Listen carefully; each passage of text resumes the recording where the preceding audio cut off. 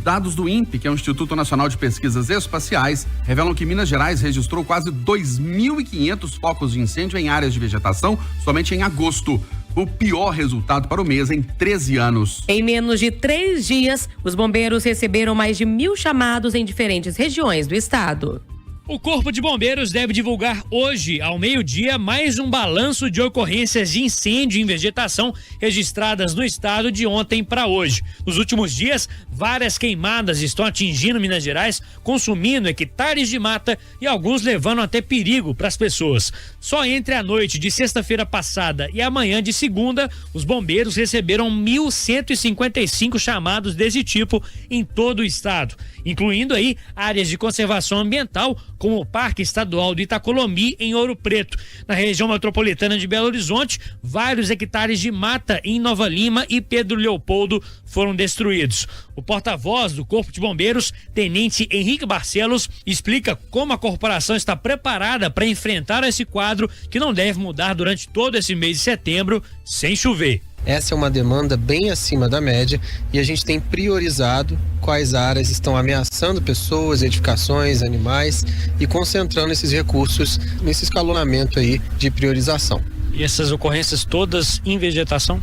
Incêndios em vegetação.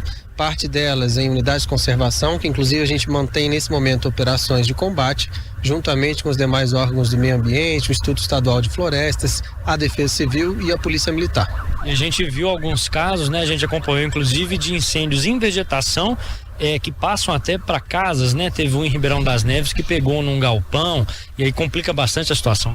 Certamente, é uma prioridade da corporação proteger edificações, porque a gente sabe que muitas delas estão bem próximas de vegetações, aonde a linha do fogo vem se aproximando e acaba colocando em risco as pessoas que estão ali naquele local. Tenente, a gente acompanhou também uma situação em Nova Lima, né, lá num condomínio, que o fogo chegou a afetar bastante a rede elétrica e não só o problema, né, material, da situação de falta de luz, mas isso complica o trabalho de vocês também? Com certeza complica. Deixamos a população orientada para se manter vigilante e, ao ter ali um indício de incêndio, realmente nos acionar. A parte elétrica gera um risco também de choque elétrico pela própria fumaça do incêndio, que pode fazer essa condução aí do choque. Parece que um galho, né, caiu ali no transformador, então não foi nenhuma ação necessariamente criminosa ou humana. Então o recado que vocês deixam é que tem que ficar de olho, porque agora espalha bem mais fácil.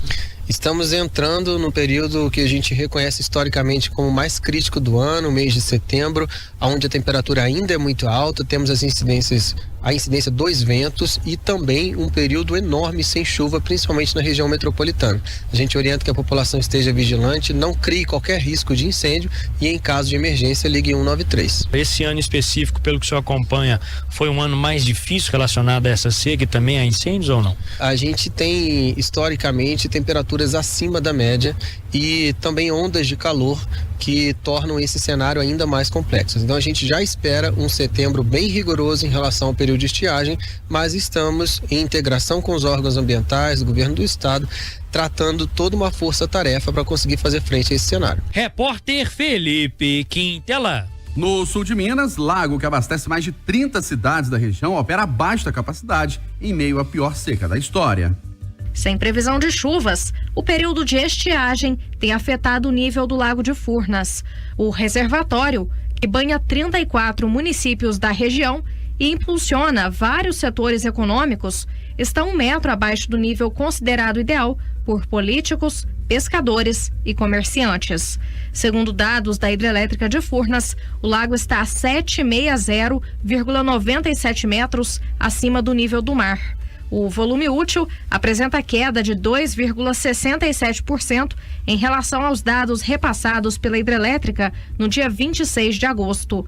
Na ocasião, o volume era de 52,07% e atualmente está em 49,40%.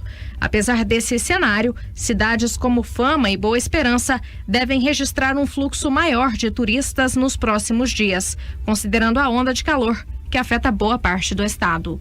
Do sul de Minas, repórter Franciele Brígida.